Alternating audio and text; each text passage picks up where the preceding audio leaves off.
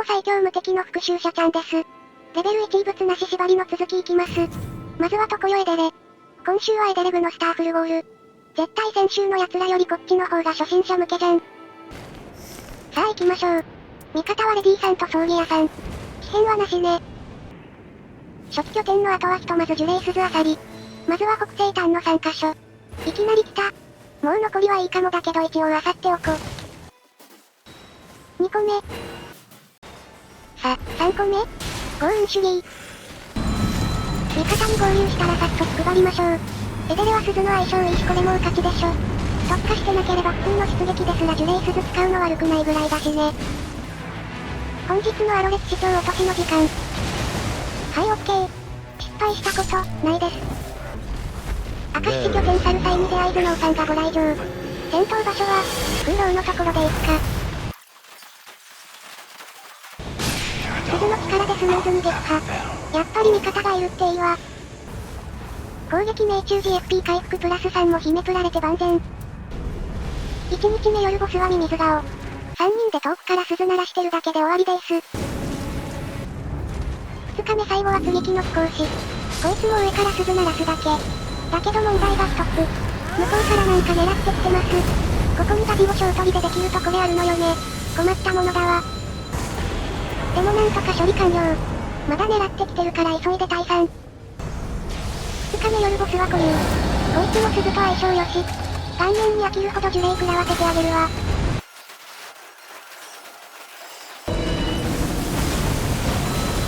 あれ ?FP がすごい勢いで回復していく。歩きせいうか。攻撃命中時 FP 回復と相性いいのね。すごい。全然 FP が尽きない。結局成功一つすら使わずに鈴で削り切ったわ。これは覚えておきたい。さて3日目。タリスマンはいまいちだけど武器は最高レベルに充実。2いいのが集まりすぎてもう回復すら捨てたわ。まあエデレだし大丈夫でしょ。さあ気合い入れていくわ。と言っても鈴鳴らすだけだから見どころは皆無だろうけどね。やば。ちょっとだけ油断したかも。いや今のはあえて。ほらどうせ持続回復霊薬もバリア霊薬も3分しか持たないし、効果時間中に食らわない方がむしろもったいないってやつよ。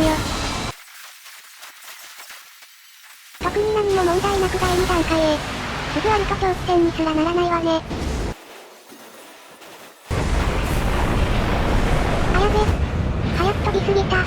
霊なく出た瞬間に飛んじゃうとまだ攻撃判定残ってるんじゃなかったっけ？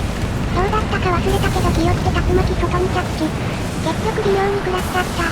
回復祈祷もないし持続回復系もないから聖杯使わないといけないのがだるい。HP 最大時カットアップ2つ持ってるからさすがに回復しておかないとね。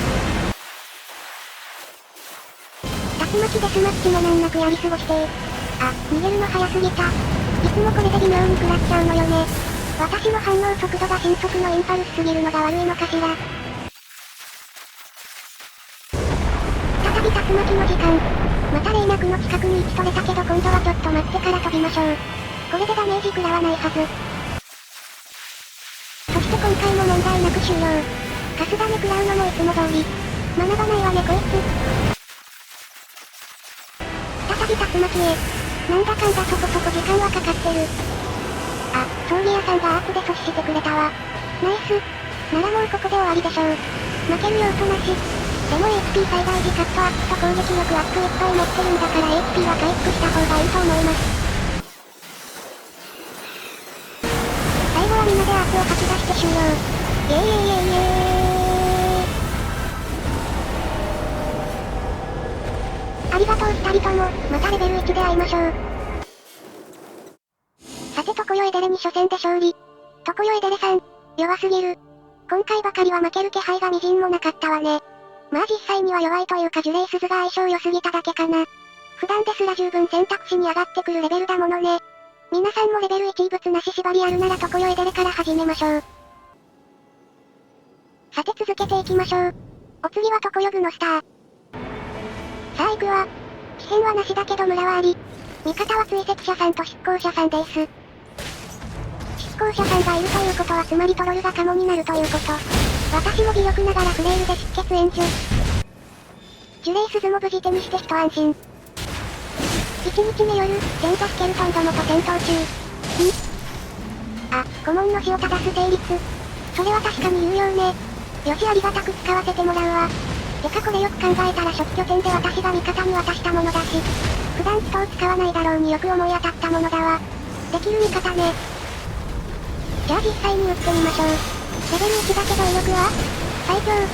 範囲も広いし消費も少ない。これで復活もさせないんだからまさに大使に生きるもの特攻中の特攻。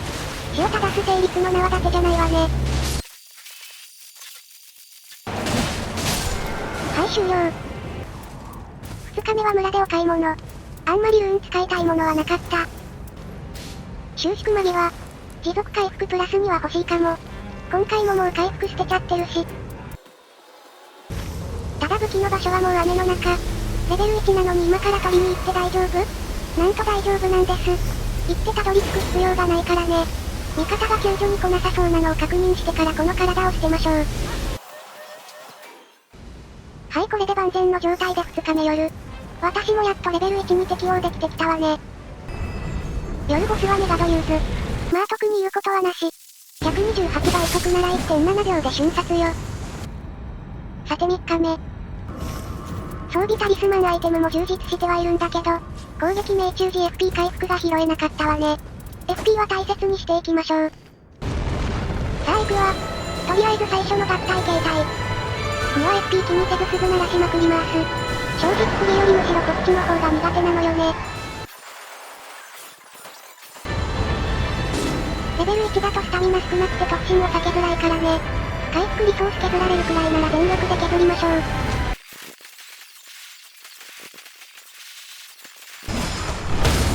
とりあえず OK。成功は4つ消費。なかなかに厳しいわね。でも使った分ちょうど味方が譲ってくれたわ。さてじゃあここからが本番。どういう担当に分かれるべきかしら。まずグノスター倒すのはありえない。同意グノスターの最後の大技がやばいから。レベル1だとスタミナがあまりに足らなすぎるからね。私のアーツがなければ全滅確定まであるわ。なんか流れでグノスター担当になっちゃったわ。できれば火力出せる私がフォルティス行きたかったけどまあいいでしょう。久々にこいつと戯れますか。ひたすら遠くから弓撃ってタゲ取るだけの戦い。なかなかに動画映えしないわね。手でに甲虫ってたわ。最初いつも存在を忘れちゃう。と言ってもアニムスから離れてれば時期狙いの3本以外来ないから全然問題ないわね。その後もひたすら弓引く。部の担当ってこんな寂しいものなんだ。知らなかった。嫌いではないけどねこういう地味な戦いも。向こうではフォルティス削り切って1回目の用意。順調にやってくれてるわ。失血した。やっと削り FA。これ考えると執行者さんは絶対防衛フォルティス殴りに参加した方がいいかもね。少なくとも耐性上がりきらないうちは。また来た。これだけ出血させるということは多分用意するまでは耐性上げないように出血なしで頑張ってたんでしょう。やはり奇跡。力とは奇跡なのよ。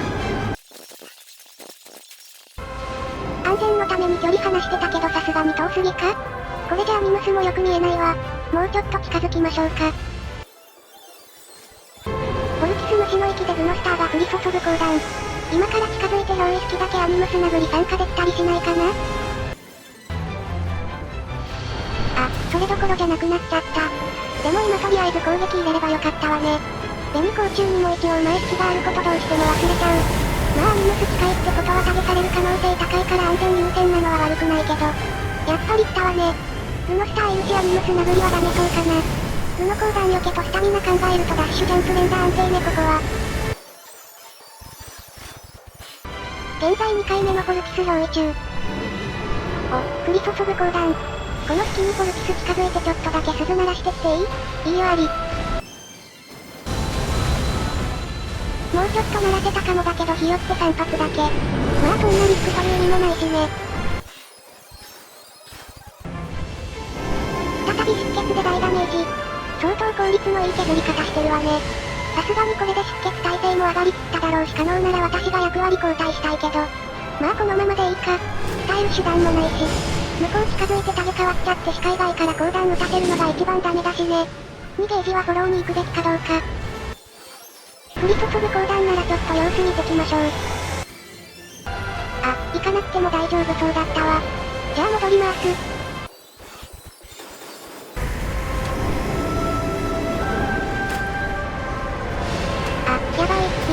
に。ちゃんと避けてくれた。おっと、あのピンはウノスター担当してくれるみたいね。私もそれがいいと思ってたところよ。だったらお言葉に甘えてそろそろ私のベルリサイタルを開催しましょうか。さあ鳴らすぜー、超鳴らすぜー。回復制限のないし溜め込んだ SP は全てこの鈴だけに注ぎ込むわ。お、耐性崩し。やっぱ鈴使ってると耐性崩し取りやすいように感じるのよね。呪霊1発の削り値は本編通りなら30だからとても高くはないんだけどね。攻撃の密度が高くなって耐性値の時間回復を防ぎやすいからそう感じるんでしょう多分。異常射程と弾速の遅さのおかげで普通攻撃できないタイミングでの攻撃になりやすいのも一因かも。さて部の担当が落ちたけどカバーはどっちが行くか。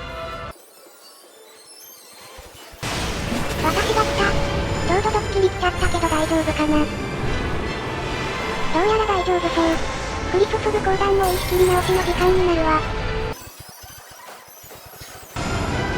落ち着いたところに今度は紅光中。やっぱ近いと音でわかるから楽ね。タゲ来ないならアニムス殴りたいけど。タゲいらっしゃったからこれは諦めかな。ワンチャン攻撃一発ぐらい入れられないかなと思ったけど向こうから敵がいっぱい来てさえ諦め。急に集中攻撃やめてね。でもこう考えるとマルチはやっぱ楽ね。ソロだと常にこの状態だし。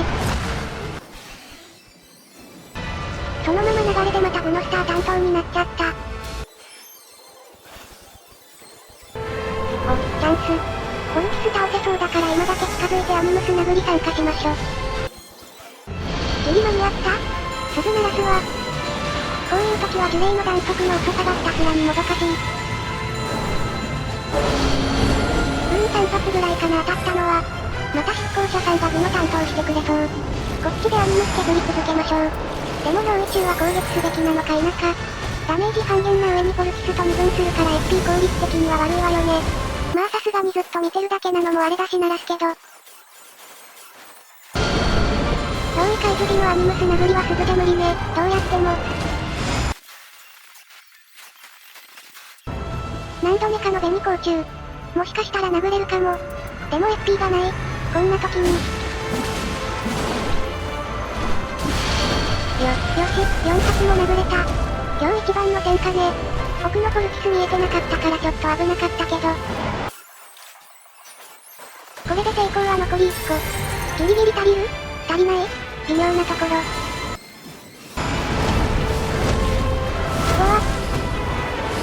今の当たる？あの連撃未だに判定よく理解してないわ。胴体にも攻撃判定あるのは知ってたけど足にもあるの？いやよく見ると3撃目だけ地面から衝撃波出てるっぽいわね。また新たな学びを得てしまった。お、フォルキス方向地面先行でアニムス殴るチャンス。せめて一発だけでも。よしなんとか一発が呼ぶ。は？なんで方向してたじゃーん。なんで地面先行してないのよ。今方向したけど潜らなかったのはわかる。フレデリックが方向でやられたからね。さっきは別に誰も死んでないじゃない。タゲが見失った時以外にも地面先行キャンセルする場合があるのね。救助あり。学びが過ぎるわ。とりあえず全力でフォルキス落としましょう。もうあと上位1回で終わらせられるはず。と思ったらまた来た。これが最後の試練かな。うわしかもちゃんとフォルキス突進こっち来ちゃった。スタミナ少ないけどそれはただのダッシュで OK。こういう時に普段疾走使わないスタイルなのが生きるわね。引き上げもしっかり回避。特大空中も来たけどダッシュジャンプ連打で問題なし。視界外からの部の砲弾さえなければ余裕よ。分散できるって素晴らしい。ついに SP が底をつく。ただもうこれで終わりでしょう。残りはこの内刀でやるわ。この時武器で殴ったことマジでないんだけど普通に届くのよね。ジャンプ攻撃の方がいいのかがわからない。でかつ移籍者さん極限に投入なんてよく揃えたわね。今更気づいたわ。ギリ削りきれなかったので一旦退避。鉄砲玉行きなさい。よく見たらもう一発だけ残弾あったからこれ打ち切って。これでメイジットも完全に SP 枯渇ね。ただアニムスの体力も私の SP と同じぐらい。ユニ地区でもしてよっと。最後は追跡者さんのアーツ。イエーイエーイエーイエーイ。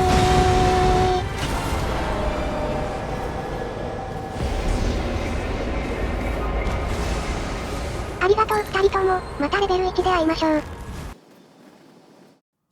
さて常世具のスターも問題なく撃破。ちょこちょこ瀕死はありつつも終始安定した戦闘だったわ。常世の中では難易度は低めね。もちろんそれぞれがしっかりやるべきことを理解している前提だけど。あとはやっぱ攻撃命中時 FP 回復がないと FP がきついわね。今回持ち込んだ成功派ポーチ上限の10個。加えて携帯変化時に味方から4個ももらったから合計はなんと14個。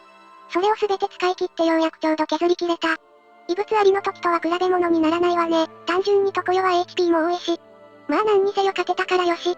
この調子で次も軽く勝利しちゃいましょう。では今回もご視聴感謝。また見てね。